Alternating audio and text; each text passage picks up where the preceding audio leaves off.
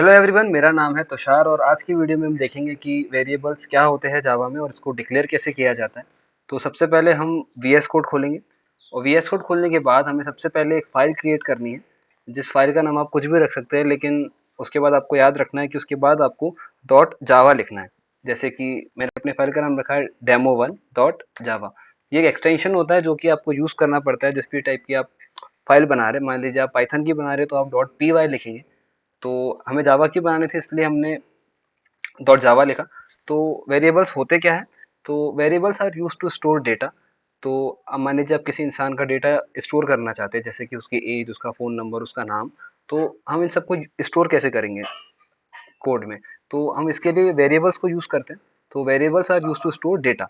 तो variable declare कैसे किया जाता है? तो वेरिएबल डिक्लेयर करने के लिए सबसे पहले हम डेटा टाइप लिखते हैं।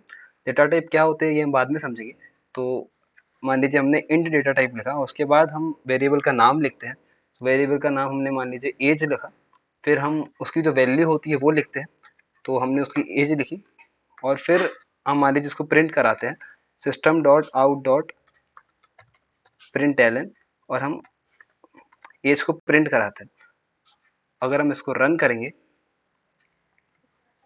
तो उसकी एज प्रिंट हो गई। तो ये होता है वेरिएबल्स क्या होते हैं। सो वेरिएबल डिक्लेयर करने का एक और तरीका होता है, वो होता है कि हम अभी हमने डायरेक्ट वैल्यू असाइन कर दी। हम मान लीजिए इस तरीके से करते कि हम पहले इंट एज लिख देते कि हम बाद में इसको वैल्यू दे देंगे। हमने पहले इंट एज डिक्लेयर कर दिया, फिर हमने एज की वैल्यू कर दी 9। तो ये भी अच्छा तरीका है, हम जिसको यूज़ करते हैं काफ़ी बार। तो वेरिएबल्स का नाम आप वैसे कुछ भी नहीं रख सकते, कुछ कुछ कंडीशंस होती है। जैसे कि आप वेरिएबल्स का नाम नंबर से स्टार्ट नहीं करवा सकते। मान लीजिए आप ऐसे लिख रहे हैं तो आप देख लीजिए एरर आ रहा है। और आप इसका ना आप स्पेस भी नहीं रख सकते, जैसे कि आपने मान लीजिए ऐसे ऐसे लिखने की कोशिश की, तो ये भी अलाउड नहीं होता। और हम अंडरस्कोर से बना सकते हैं, अंडरस्कोर एज लिख सकते हैं, ये सही है।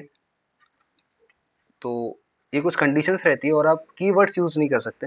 तो कीवर्ड्स क्या होते हैं ये हम बाद में समझेंगे, लेकिन for general introduction, keywords specially reserve words होते हैं, जैसे कि ट्रू, एंड।